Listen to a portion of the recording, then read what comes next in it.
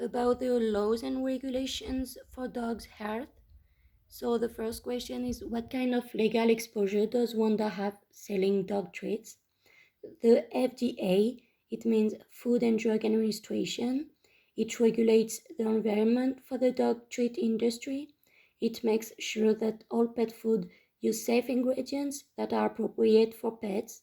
The FDA follows laws and regulations provided by the AAFCO. It means Association of American Feed Control Officials. Wanda has to respect the regulations from FDA on ingredients, claims, and labeling.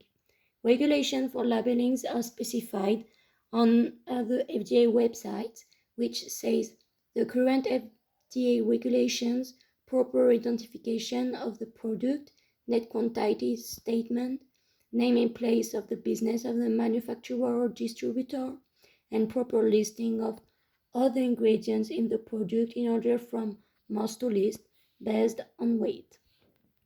For the second question, it's what are some of the legal consequences that Wanda and the business could experience if a dog did get sick or even did die from a salty Pawz treat? So Wanda will be exposed to serious legal consequences if a dog gets sick or die from her business treats. She could be imprisoned for cruelty to animals. Her business will be closed for an investigation. So Salty Pawz will lose customers and its reputation. And finally, how can Wanda protect herself and the business against lawsuit? So Wanda has to be honest with her consumers. There are always contamination risks in food selling business. So if she warns her customers about those risks and the customers accept them, then she will be protected from lawsuits. So now let's talk about ethics. What are ethics? Ethics are the standards of moral behaviors that are accepted by the society as rights versus wrong. What are the ethical considerations involved in moving from a free-range, sustainable, non-GMO ingredients to cheaper ingredients that still make a good product without informing Wendy's consumer? So if Wanda doesn't inform her customers about it, she wouldn't respect the values of ethic, which are integrity, respect for human life, self-control, honesty, courage, and self-sacrifice. Should Wanda swap out the higher cost ingredients for something cheaper? I think Wanda should do it because it will help her with the financial part, but she needs to warn customers about her transition. She will probably lose some customers, but she would lose much more customers if she cheats and they notice it. At the same time, it will cost her a lot of money to change the labeling of all products, so maybe she shouldn't change her products at all. And last question, are ethical responsibilities the same for dog and human consumption? So yeah, they are the same. In United States, pet food are even the most regulated products. See here a chart showing the different forms of business ownership. There are three: the sole proprietorship, the partnership, and the corporation. So a sole proprietorship is a business owned and managed by one person. It is what Wanda is currently conducting. There are several advantages of a sole proprietorship. It is easy to start and to end the business. People are their own boss. There is the pride of ownership. People leave a legacy. The owner earns all profits made by the business, and there are no special taxes. The disadvantages of sole proprietorship are the unlimited liability, the limited financial resources, the difficulties of management, the overwhelming time commitment, the few fringe benefits, the limited growth capacity, and the limited lifespan. The second type is partnership. There are two types of partnership. The first one is the general partnerships. The co-owners are equal in operating and assuming liability.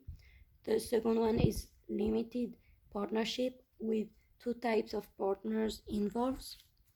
There's the general partner who is the number one in managing the business and also the one who has unlimited liability. And there's the limited partner who has limited liability in function of his money investments in the business. The advantage of partnership are that there are more financial resources, people share skills and knowledge, the business tends to survive longer, and there are no special taxes. The disadvantages are unlimited liability, the division of profits, the possible disagreement among partners, and the difficulty to terminate the business. And the third type is the corporation.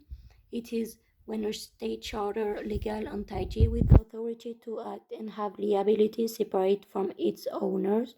The advantage of the corporation are the limited liability, the ability to raise more money for investment, the bigger size of the business, the perpetual life, the separation of ownership to management, and the fact that it is easy to change of ownership and to attract talented employees.